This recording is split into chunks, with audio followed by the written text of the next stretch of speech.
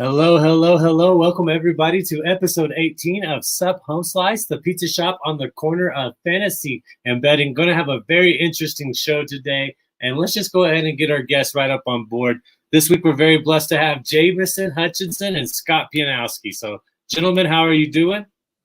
Glad to have you back in here. And then we're going to add Evan. I'm not sure if he's going to be able to pop in, pop out with this. Evan, unmute yourself if you can. But first off, welcome, Jameson. Welcome, Scott. How are you guys doing today? Doing good. Appreciate you having me on. Yeah, that's what a great time to be alive. All sorts of sports intersecting. A lot to talk about. Yeah, Scott, are you still, I heard you were at the golf course. Are you done for the season? What's the weather like? I'm getting my first cold spell over here out west. So yeah, in Detroit, it's starting to get a little bit chilly. So last week may have been the swan song of the season. We'll see. I'll try to sneak out one more time, but it's hard to find the time to do that with with football in full swing and all the other sports kicking in. But we had a really wonderful fall in the greater Detroit area. I'm very grateful for that. Yeah, we had a great fall up here as well. What about the fall in Indiana? Jameson is beautiful, kind of mild, or how's it treating you? Yeah, leaves are starting to turn, so we get about 2 weeks of it pretty before everything just kind of dies off. But it's starting to get a little colder. It's starting to officially feel like, football season. We got October baseball, basketball starting up, so everything's starting to kind of come all together. Yeah, and Evan, if you're there, just say what's up to everybody if you don't mind. I don't mind at all. I did come running back in real quick. So what's going on, Scott, Jameson? Good to have both you guys with us, man. Sorry I'm not on with my real face, but you'll have to go with my picture there today. So, but all is well, man. Just working away, right? Gotta work the real job a little extra today. So happy you guys are on to join Iggy, man, and join us and bring some good stuff. And as far as fall goes, I'm in San Diego, so it's there's not much of a change. There's not much of a change of season around here, as Iggy knows. So we get cold when it's like 60 degrees, right? So it's about shorts and flip-flop weather all day long. Maybe a sweater at night or early in the morning right now for those of us that are from here, but can't complain about the weather around here. Yeah, I love it, man. I'm glad to live where I got 4 seasons. I grew up where it was hot, and then hotter. So I'm glad to be here. But let's get right down to it. We have an amazing slate of games today. We got an ALCS game, an NLCS game, and then we have Thursday night football as well. And gentlemen, before we get started talking about that, I will talk about our little short interaction at the expo. But before we do that, we always start our show with the dough roll. Okay, so here we go.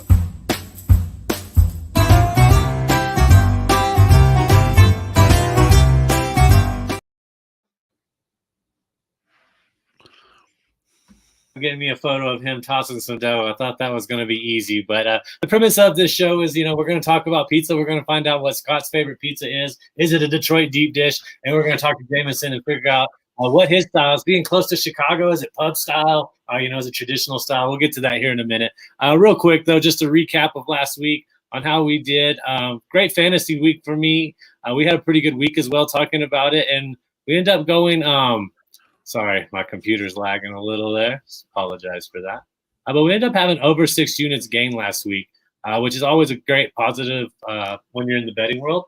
And we were just both really fortunate to have some pretty good Brock Purdy hits. Javonte Williams hit. CeeDee Lamb, who we've been on for the past couple of weeks, he was hit as well. And, of course, Zay Flowers did that for us as well. Just to recap on that, we'll talk about some Thursday night football, but let's get right to it. As far as what's going to be the first game coming up in about an hour, guys, we have the Cleveland Guardians hosting the New York Yankees. So what do we expect to see in that game? I know, Scott, we'll get to you working at Yahoo, and Jameson, we'll get to you talking about your Dynasty show and where to find your content. Let's just hop right into the baseball side of things. What do y'all see happening tonight, and what are you most looking forward to? And we'll start with you, Scott, and then we'll go into Jameson.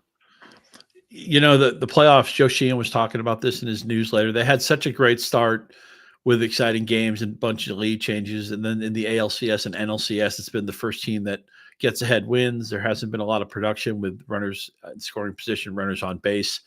Cleveland, one of the strengths of their team is the bullpen. We know the defense is very good too. They need to get a lead in this game.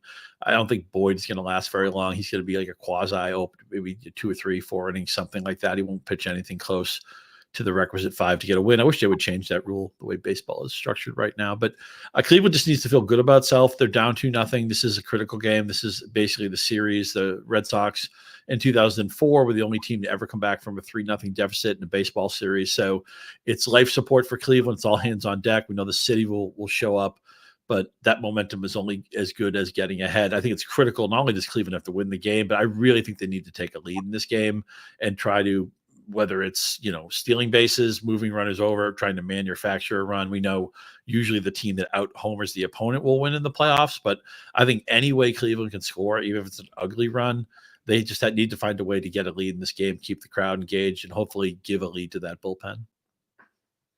Absolutely. Nick Chubb bringing up the morale of that city, but I don't know if he's going to be able to do anything for their batting. Jameson, what do you see happening in that game? And we're going to talk about the Red Sox right after we get Evan's take on this as well.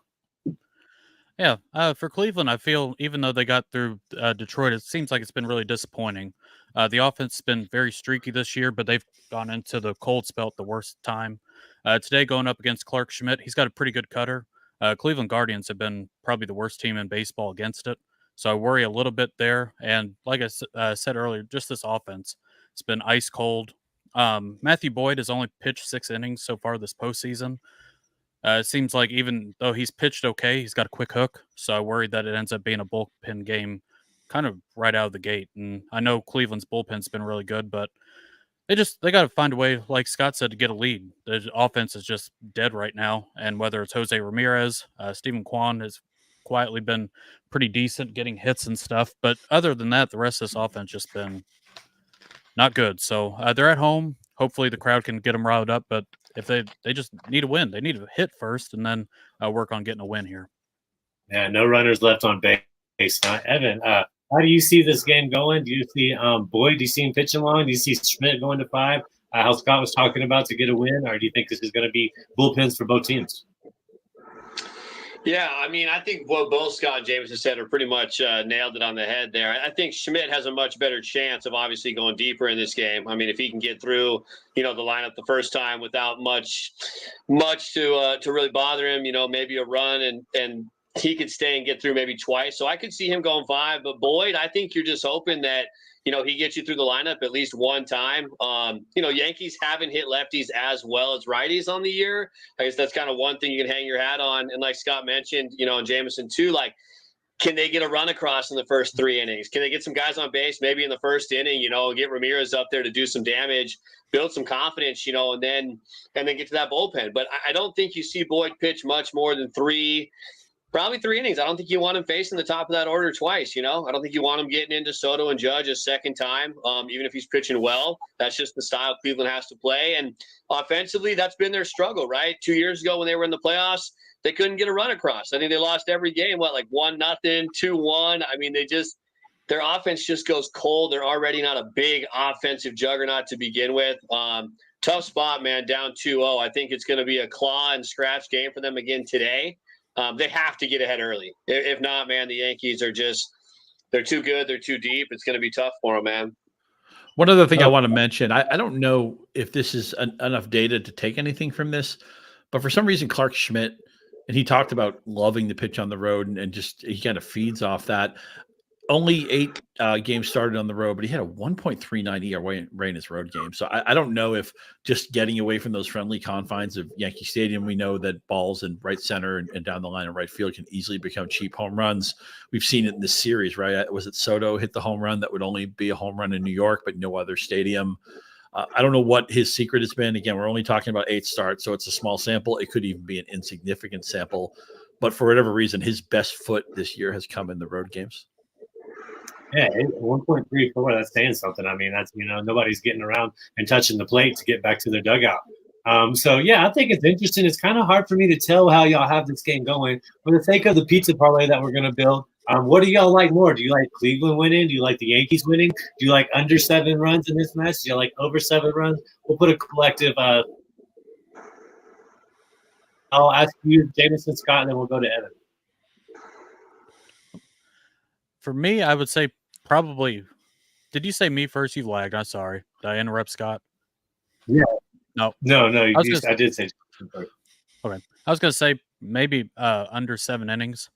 I think the weather's going to be okay. Maybe a little bit of wind that I saw earlier, but other than that, Cleveland's offense, I don't really see it getting much better right now. And then Matthew Boyd and the rest of the bullpen's been pretty decent. So for me, it would be under 7 runs.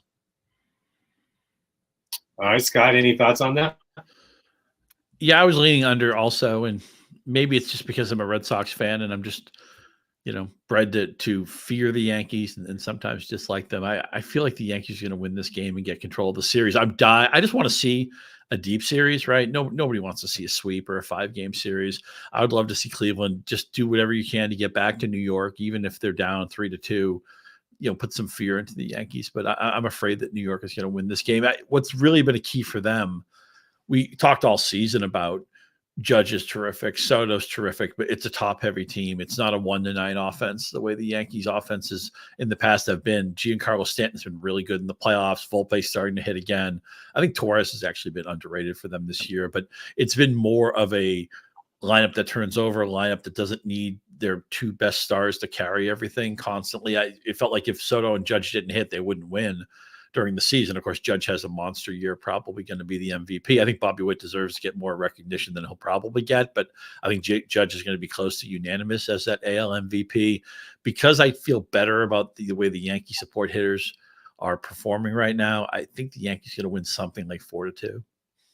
All right, I like it. And then, Evan, do you have any thoughts on under 7 tonight, over 7, and did you have any bets tonight? I mean, I would love to see, the Guardians find a way to make it 2-1 and not be down 3-0 and call it a night, like Scott said. And but it's hard to back them, right? But I think regardless whether Cleveland wins this game or not, it's going to be a low-scoring affair. I mean, Cleveland's pitching, like Jameson mentioned, has just been really good. I think they do enough to stay in the game. It's just, can they find a way to score, 4 runs and win the game? I don't know if they can.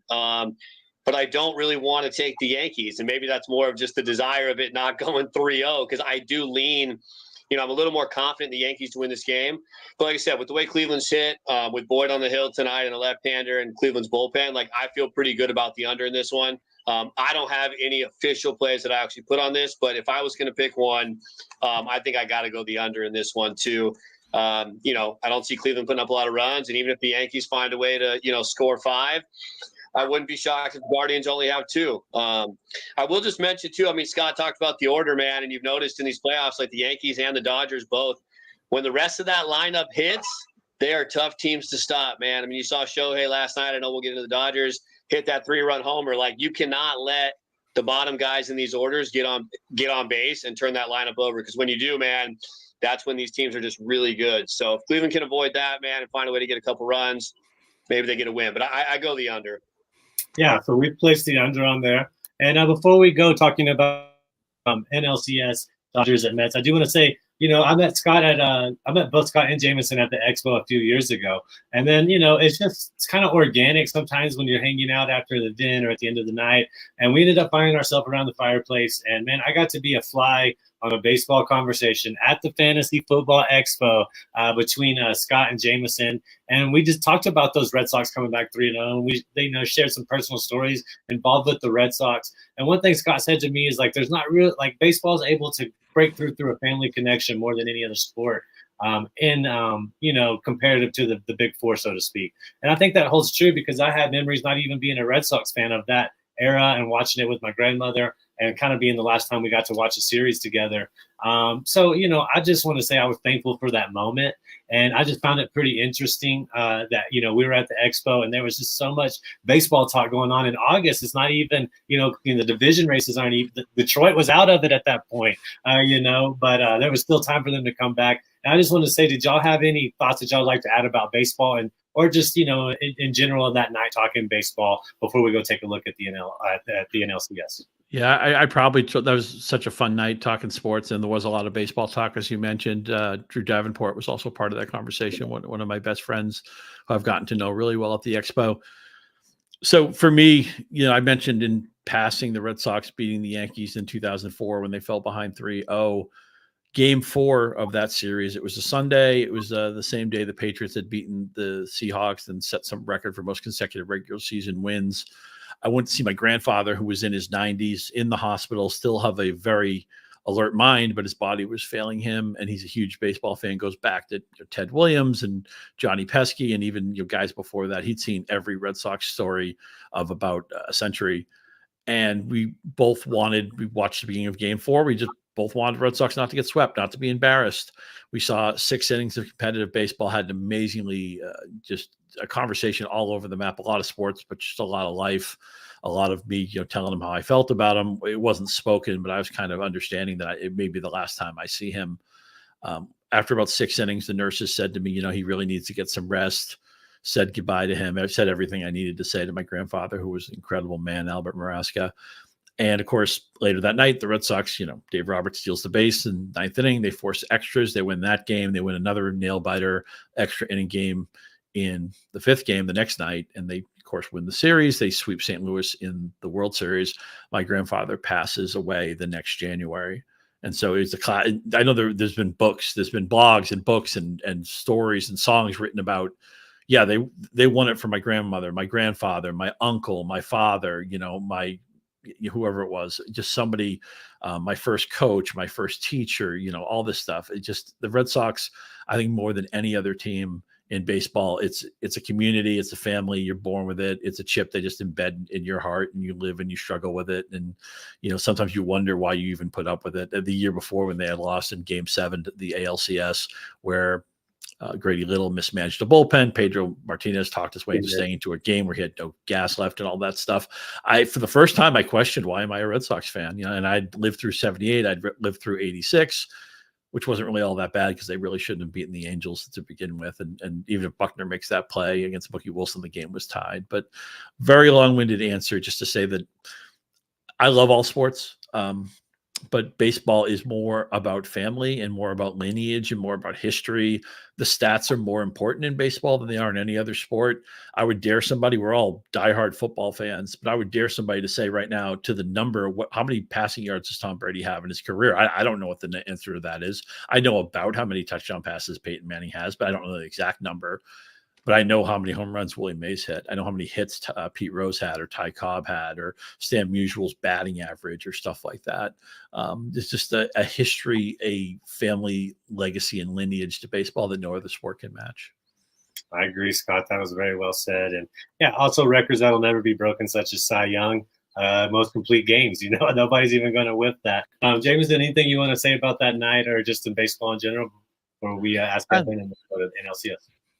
Well, I mean, it's a core memory for me. I just had so much fun because I think baseball, for a lot of people, they can talk about it, be able to relive some of that stuff.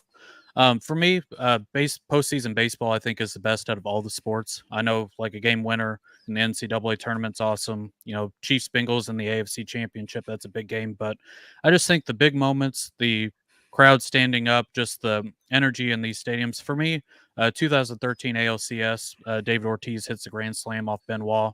I can close my eyes and I can hear the call. Torrey Hunter goes over the wall. There's a cop right there behind the bullpen.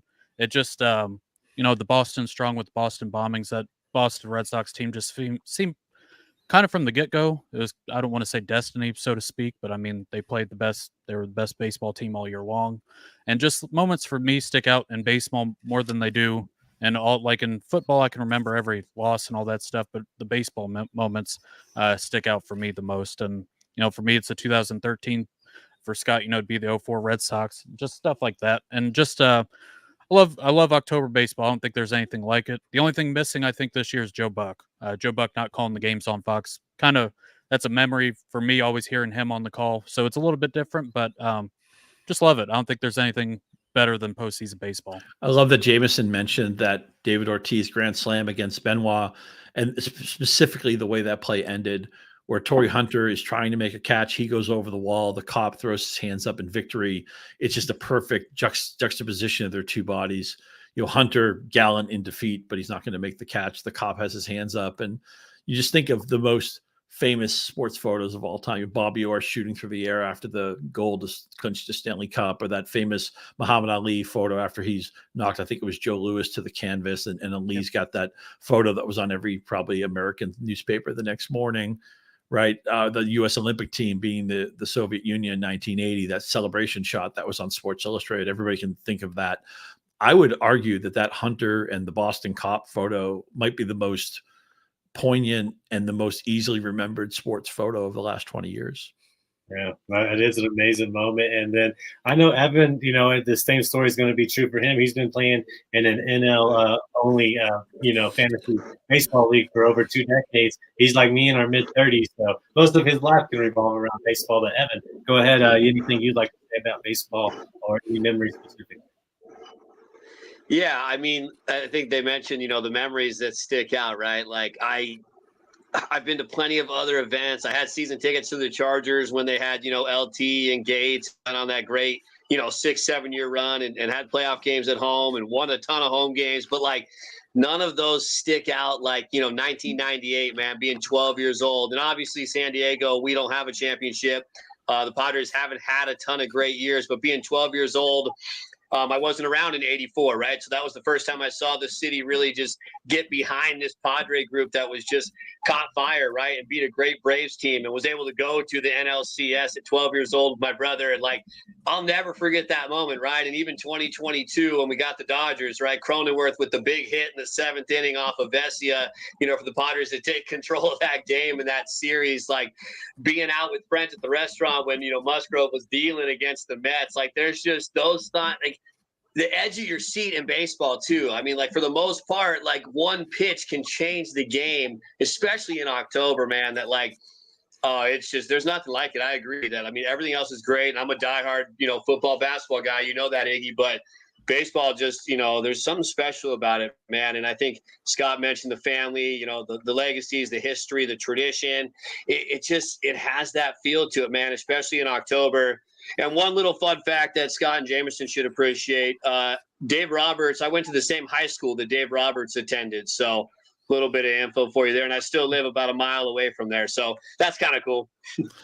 Very cool. I just want to mention one final thing. So it was maybe a couple months ago, we lost James Earl Jones, and I've been overdue to rewatch Field of Dreams. I've kind of been on a Costner rewatch lately. Anyway, I watch Teen Cup all the time. I think I watched No Way Out maybe a month or two ago, but if somehow you're on this show now and you're thinking, hey, I'm a football guy, I'm not really the baseball stuff they're talking about, maybe it doesn't resonate with me the same. Give Field of Dreams a shot, and maybe you'll feel a little bit differently at the end of those 2 hours.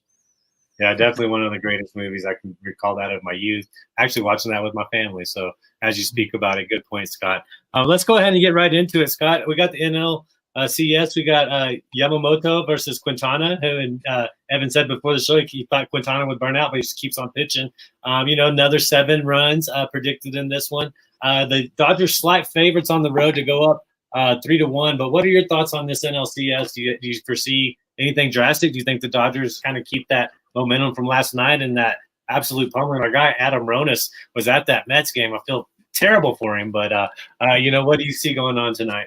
Yeah, a big Adam Ronis fan, by the way. One of the absolute sharpest people in the fantasy space. He just really understands how to play. And anytime you can read or listen to something that Adam does, I would recommend it.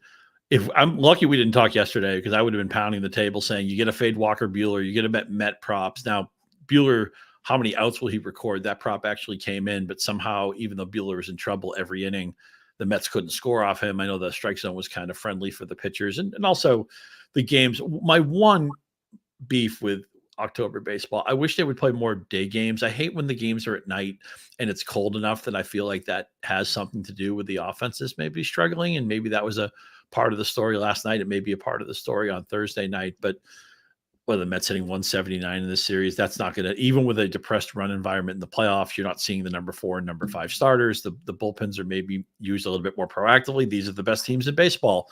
So scoring should be at a premium, I guess, but you can't hit 179 and win a series. And so the Mets, I think they need it. Lindor stepped up in game 2. He hits the opening home run to get them going. They win that game in a blowout. Again, this has been a series with no lead changes. It's just important to note that Yamamoto came out really, really strong when the season started. And since then, he's been hurt. He's missed a lot of time. That's kind of the story of the entire Los Angeles staff. I think he's gettable. I think we talked about the Guardians needing to score early, get the crowd in the game. I think that's pretty much the story with the Mets too. They have team speed. They are capable of scoring, stringing together 2 or 3 hits and getting a run, doing some situational hitting. I think they need to do something against him. I think we'll know if the Mets are live in the first 3 innings. Yeah, that's going to be interesting. Jameson, anything you'd like to say about that, or how do you feel? Pretty much the same one. I agree. I think both these pitchers set up really nice, but I think, like Scott said, Yamamoto can be got. And, as long as the Mets aren't wearing the black jerseys, it seems like that's always bad juju for them. Just my take on it. But honestly, I've been very impressed with the Dodgers. I know they're a team that's built, but this pitching staff's down 8 starters, multiple relievers.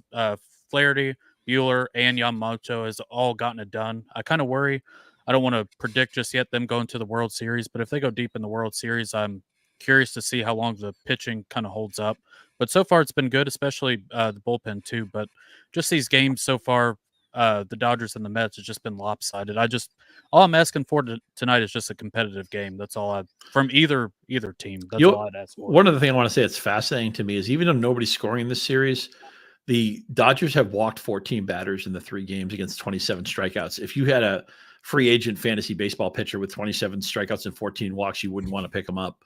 And the Mets have 25 strikeouts. They've walked 22 guys. These walk rates are crazy. Now, the teams have not, again, the situational hitting, the hitting with runners in scoring position or runners on base has been very poor.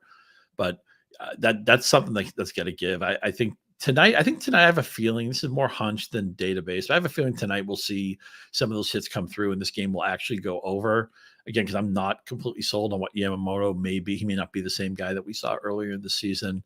I just feel like if eventually the Mets have to come through with a hit with a couple guys on base. It felt like they had Buehler on the ropes all last night. He throws like 90 pitches in 4 innings, but they couldn't get to him.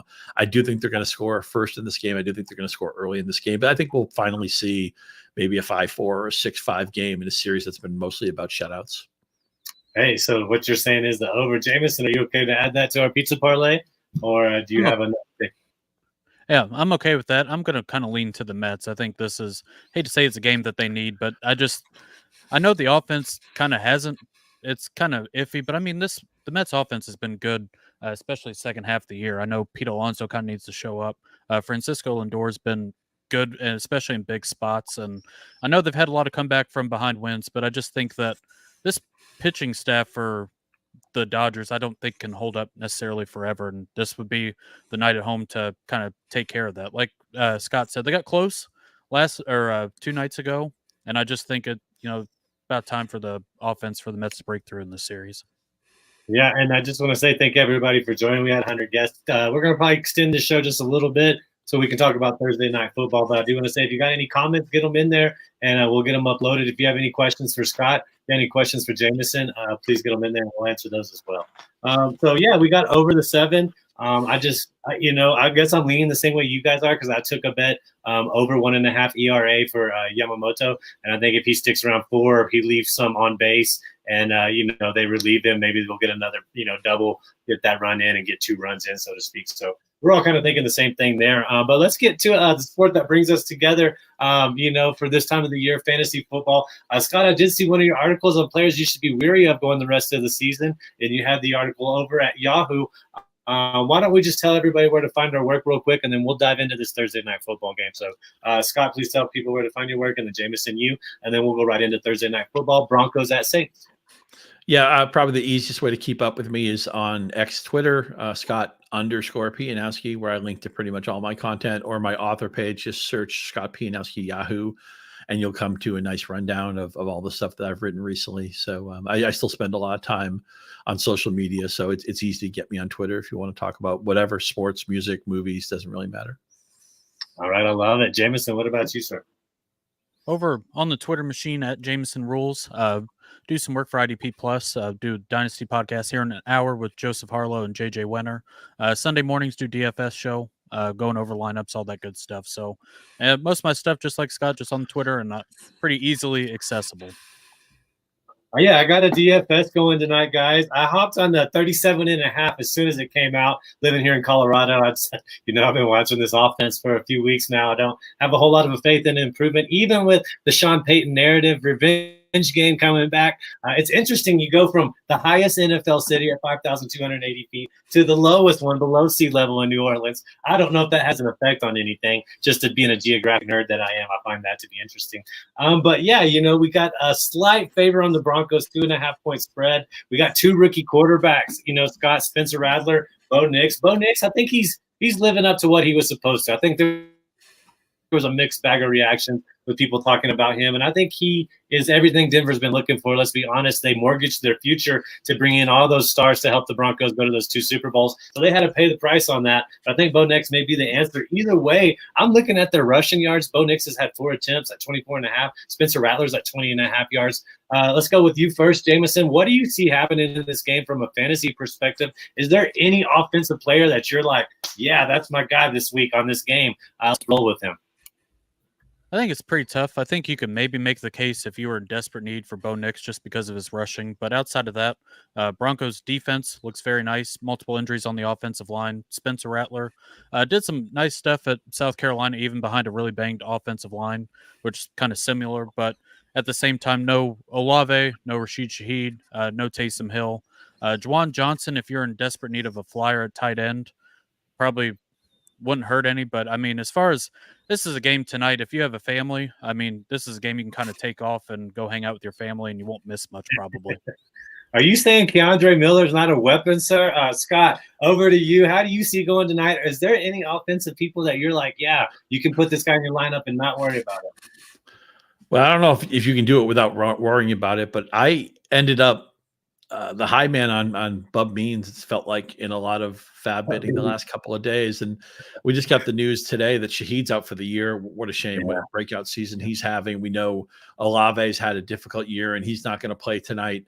When these backup quarterbacks play, or new starting quarterbacks, because Drake May never really felt like a backup in New England, but when they get their first action, you want to see who has this player run reps with, who do they have rapport with already? We saw last week that Drake May had rapport with Pop Douglas. Pop Douglas finally got in the end zone. He had 6 catches, 92 yards, 9 targets, and the New England offense was maybe taken off the restricted list. Maybe we can play some of those guys against Jacksonville on Sunday morning. A Jacksonville defense giving it away for about a month now. And with Surtain, it sounds like Surtain's not going to play. I'm not saying Bub Means going to be a home run, but I think he can get on base, just to fit the baseball theme from earlier. I think he'll probably be the leader in targets. It seems like he and Rattler already have some rapport. Means was a 5th-round pick, so it's not like he's a total nobody. I mean, he was drafted, expected to make the team. And as you guys were talking about, Rattler at one point was seen to have a really high upside in college. He did change teams. We see that a lot. We know he was usurped by Caleb Williams when their times briefly interacted at Oklahoma, but I'm thinking Means, if you're happy with like a 5-catch, 61-yard type of game, I could see him doing that. I haven't seen his prop yet, but I have a feeling it's probably going to be pretty low. I think just for an entertainment play, I'm going to go over on Bub Means, whether receptions or yards. I'm going to get a little bit of Bub Means going into my life on Thursday night. Yeah, how can you not just like saying his name? I mean, we've got a great name to say in fantasy here. I can't believe we got this. I'm trying to find the over-under real quick. Sorry to take my eyes away from it. It looks like I got his alternate lines pulled up right here. It looks like he's going to be somewhere just under 40 yards for the night on the yardage there, Scott. I'm going over on that for sure. I was joking I was on the Fantasy Pros podcast yesterday, and I was joking that right before I joined the pod, I was listening to the great Cheap Trick song, The Dream Police.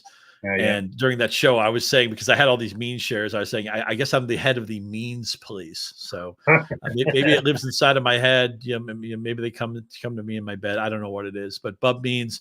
And this is also, I want to say, and I can maybe I steer into this a little bit too much at times. I always say this game is about the numbers, not the names. And it's just fun when we get players. We saw it last week with Sean Tucker, right? I mean, undrafted out of Syracuse. He goes to the combine. They find he has this heart defect. He can't work out. He doesn't get drafted. His best season in college was his sophomore year, where he looked really, really good. Then the offensive line fell apart the next season. But wasn't it a blast? I mean, if it didn't directly affect you for fantasy, wasn't it a blast to see Sean Tucker come out of nowhere and be great last week? He was running back 1. I don't know where that story's headed. We don't know when White will come back. Obviously, Bucky Irving has been good all season, and I'm still a Bucky Irving fan. But to me, when players come out of nowhere, you don't know a lot about them. They get opportunities. And again, with Means, I'm not expecting him to take the world by storm, but is he playable? A couple of teams on bye who have good offensive talent. You have injuries all over the place in fantasy football. I'm in some leagues that have 14 managers or more, like the leagues that we do at the Expo that Bob Lung gets us all together. Those are deep league rosters. I was bidding on Means pretty competitively in those leagues because anybody who could get 50 or 60 yards is playable. Or again, if you're in a league where this doesn't fit you, maybe you just play a prop or you just root for a guy you didn't know that much about. I think that's one of the joys of football when these guys come out of nowhere and become decent NFL players. Yeah, I think, we deal with numbers a lot. We deal with data a lot. We're obviously nerds because we love fantasy sports, but the human element's something, and it's hard for me not to always, root on the underdog, root on these stories, Hamlin last year can be an example of that. I think Nick Chubb, I read his player article submission. It was a great article talking about Cleveland, how Cleveland kept him around, how the city uplifted him, and hopefully we get to see him come back. But yeah, Bub Means 2-syllable whole names. I mean, how can you not like that? That's great for writing, because as somebody that covers the NBA, I got to write Giannis Antetokounmpo way too much.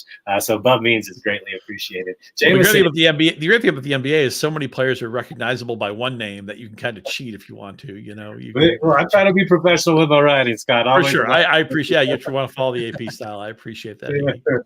No, Jameson, thoughts on tonight's game as well. Do you have anybody? Do you have a DFS lineup? Because I did play Means, but I played both quarterbacks, and I played. I think Will Lutz might have a little bit of a revenge game himself tonight at the Saints. But Jameson, anything you think as far as that goes tonight? I think, especially for DFS, my main thing would be just playing Broncos defense. Sacks going up against this. I know they don't have Patrick Surtain, but the rest of this. Vance Joseph's been really good, very underrated for the Broncos as far as defensive coordinator goes this year.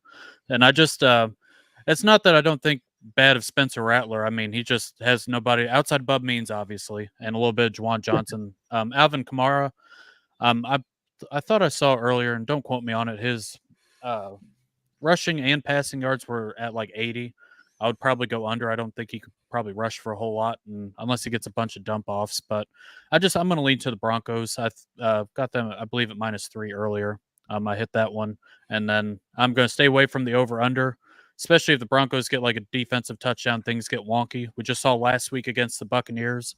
Didn't expect that game to go as wild as it did, so I'm just going to lay off that. But lean pretty heavy towards the Broncos in a low scoring game. All right, are you okay with add in the Broncos on the pizza parlay, Scott? I am. I also want to say, I know Bo Nix can be a hard watch sometimes, but he seems to be getting home for fantasy more often than not in the last few games. A lot of that is the rushing component. When Bo Nix really had me is when I saw him going toe-to-toe with Sean Payton. I'm not asking for guys to get in screaming matches. I certainly don't want people to, start getting fist fights on the sidelines, but he's not overly intimidated by the NFL, by his head coach. Just a passion there, a confidence there. We know he came into the NFL at an advanced stage. He seemed like he was in college longer than some of the Animal House guys. But there's a moxie to Nick. I like Bo Nix. I like the cut of his jib. I know that sometimes he's going to make the wrong read. Sometimes he's going to hold the ball too long and take a sack. Sometimes he's going to run and take a hit he probably shouldn't take. He'll throw a pick at some point Thursday night. But, even in a game that I think would probably be hard to score in, I don't know there's a ton of fantasy value in this game, but I still feel like at the end of the day, somehow Nix is going to have 17 or 18 points.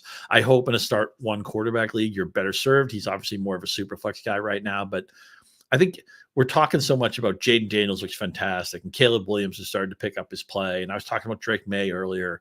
I think Nix to this point has, again, home run? No. Has he gotten on base? I think so. I think Sean Payton, you can't really go by what the coaches say in public because they have to put a good face on everything. But I think if you ask Sean Payton, is this Nix thing working out? Are you glad you took him and all that? I think Payton would probably say yes. I've been more impressed kind of in subtle ways, and maybe I'm looking hard. The NFL needs a batch of good starters. We've had some quarterback classes that have not panned out. I'm really excited about this class of 24, and part of that is my excitement, however muted it may be, about Bo Nix.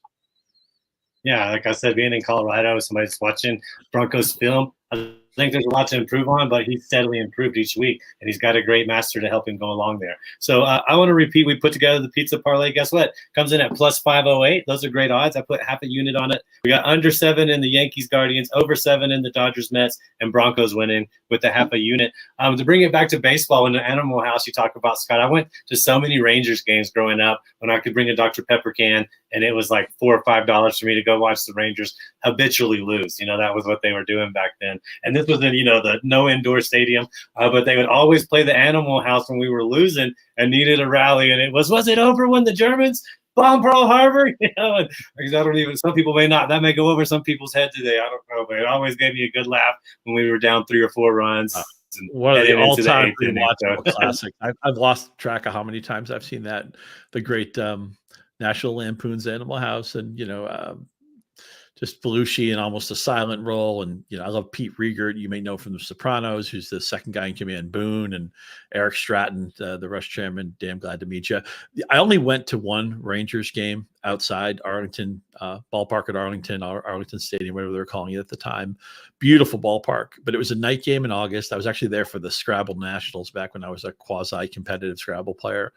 And we go to this night game, Yankees, Rangers, great game. And it was so hot, I was actually just glad when the game was over. I just felt like it was a sauna, a steam bath for 3 hours. And I thought to myself, 2 things. One, how does Pudge Rodriguez stay alive? How does this guy catch all these innings and have all the equipment and not have a heart attack? And I don't know how and I thought, man, Houston knew all along they had to have an indoor stadium. How did Texas not realize that? And at least they fixed it now. I don't think the new park is anywhere near as beautiful, as aesthetically pleasing as the ballpark at Arlington was, but good Lord, an August night in Arlington. And I love baseball as an extra inning game. Usually extra inning game, I'd be great. Let's play 17 innings. I don't care. That game, I'm like, I'll just get this thing over with. There was no ghost runner back then.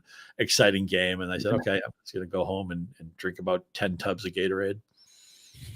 Yeah, we went to, go ahead, Jameson. Go ahead. Oh, I was just going to say, I was going to add to the movies real quick. About 20 minutes from my house is Bossy Field.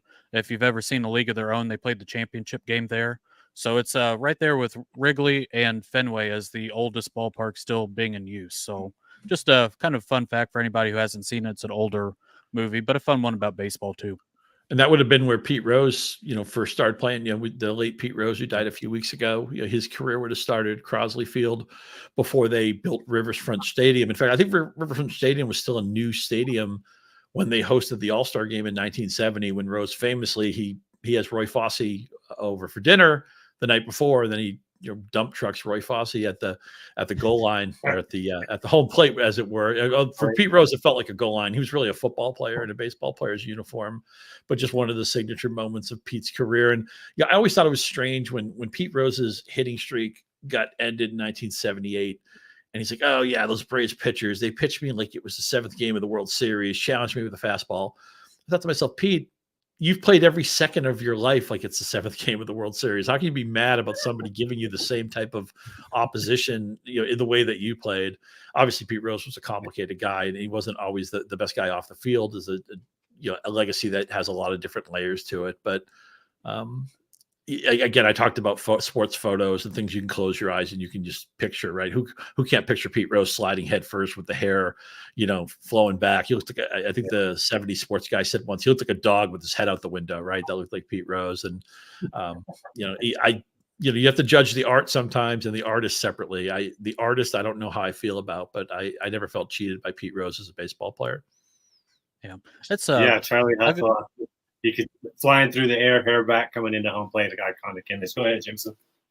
I was going to say, I got Pete Rose's autograph right behind me. My dad grew up in Cincinnati during the Big Red Machine, and he would see him at the horse track on the hours away from baseball. So it just kind of how funny how that all works. But I think that sums it up really well, just talking about Pete Rose. I mean, he's a very important part of the game. And I think, him being out of the Hall of Fame was probably bigger than him actually ever making it, just because of the story behind it and how long that led on forever.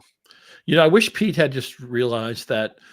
I talked about this a little bit on Twitter after he died, that it's the classic case of what makes you great sometimes leads to your downfall. What made Pete Rose great was his determination and his will and his belief in himself. And he took, he was a good physical specimen, and he kept himself in shape. He rarely missed a game, never really had a major injury, but he was not gifted, and he got every ounce of what he had in his ability, and maybe more so by sheer will. And this, I'm going to be determined, and I'm going to make myself into a bona fide major league player and make myself into a star. As Jameson knows, I mean, he was Pete Rose the best player in that Reds team? No, it was probably Johnny Bench. It was probably Joe Morgan, but Rose was very valuable, could play almost anywhere. But what I wish Pete could have gotten some good advice. Maybe Pete wasn't going to take anybody's advice when that whole thing went down. The gambling came up. Giamatti, Paul Giamatti's father, Bart Giamatti, is the commissioner of baseball. If you ever watched the great movie Sideways, there's a slight moment where Paul Giamatti is in his mother's room. He's low on cash. He's going to take some money from his mother. Not a very savory scene, but he looks on the bureau and there's photos of the family. And this photo is actually of the Giamatti family at Paul's Yale graduation. It's Bart Giamatti, the late Bart Giamatti, with his son Paul at Yale. And they throw that into the movie. It's just a great little glimpse of the former commissioner. Anyway, long-winded. Let me get to the point. I wish somebody had said to Pete, hey, look, they have the goods on you. They have the Dowd report. They have the betting slips. Okay. Show contrition, do the right thing, walk the right walk. And the America loves comeback stories. America wants to love you. They will forgive you in 15 seconds. You just got to admit it, accept a punishment. It probably won't be a long one. Maybe rehabilitate your life, maybe give some speeches so people can avoid the mistakes that you have made. And you'll be an American hero the rest of your life. And you'll be in the Hall of Fame and just might be a little bit of a weight. Instead, he tried to stonewall it. He lied about it. He was kind of antagonistic about it. He was basically Pete Rose about it. He thought he treated it like it was another Roy Fosse to run over at home plate. And he thought he'd just steamroll through it. Didn't work out. And he lived, I think, a very lonely life by his own choices. I'm not saying we feel sorry for him, but I think if he had read maybe the tenor of the moment, read the room a little bit better back in 1989, admitted it, reconfigured a few things, I think he just could have been an American hero the rest of his life. I still think he's a hero in a lot of ways, and he's a tragic figure in a lot of ways, but I just wish he had maybe read that moment a little bit differently and chose a different path. I feel like once he chose the path of I'm just going to deny it, I think he felt all in. Like look at the Cleveland Browns, right? They feel all in with Deshaun Watson. It's not going to work, but they feel they're pot committed now. They can't get out. And we all know how that story is going to end. And it's just frustrating to have to watch it. And is it just so ironic that Nick Chubb comes back this week, beloved player and somebody who everybody is rooting for. And you can't root for Deshaun Watson for a lot of different reasons. But I just wish Pete had read that moment a little bit different in 1989. I think he would have had a much happier final chapter of his life. I agree. Yeah, a little hindsight. He ended up being more of a Byronic hero, a flawed hero. If you will, but still one that anybody that's played baseball or has an appreciation for baseball, you're going to have appreciation for Pete Rose because, except for like my one friend in high school, I never saw anybody run to the first base after being walked. It's simple things like that separated him from being everybody else. Real quick, we didn't talk about the trades. Jameson, I know you're going to be in there. Let's just wrap up the show with this, Scott and Jameson. Who's going to be the better wide receiver? And let's just say a PPR format for sake of simplicity. Do you rather have Cooper with Josh Allen, or would you rather have Devontae with his buddy Rodgers? And, to go back, somebody made a comment, it was either one of y'all two, about, friendship and it goes well, but you play better, football's family, and you could just see the happiness exuberating from Rodgers. So I think that it might improve him, but from just a purely wide receiver standpoint, who's going to be better? We'll go you, Scott, and we'll wrap it up with you, Jameson, and we'll get out of here. Oh, wait, and also tell me your favorite pizza. We almost messed up big time at the pizza shop. So, Scott, what's your favorite pizza, as well as the best wide receiver? Jameson, what's your favorite pizza, as well as which wide receiver is going to do better? Yeah, I grew up in New England. I give me an Italian Boston pie anytime. Go to the North End in Boston, and you will accidentally walk into a great restaurant. Pizzeria Regina is maybe the first place I would go, but you just want Italian food. You can get unbelievable. When I go back east, it's like an eating tour. So a Boston slice, or if you want to go to New York slice, and I don't mean the Michael Scott Sbarro slice, but I mean, any of the number of independent pizza chains that you stumble onto in New York, you can't go wrong with that. I'm an East Coast pizza guy. Even I'm wearing a Hartford Whaler hat. I think you can get some good pizza in the Hartford area, the New Haven area as well. But Boston would be my go-to slice. I'm going to lean Adams because of the touchdown equity and those back shoulder throws of Rodgers. But isn't it interesting that this is the second time Amari Cooper has been traded in the middle of the season? We don't have to guess of how he can readjust or reboot or onboard with a new team. We've seen it before. Traded from the Raiders to the Cowboys, his stats perked up.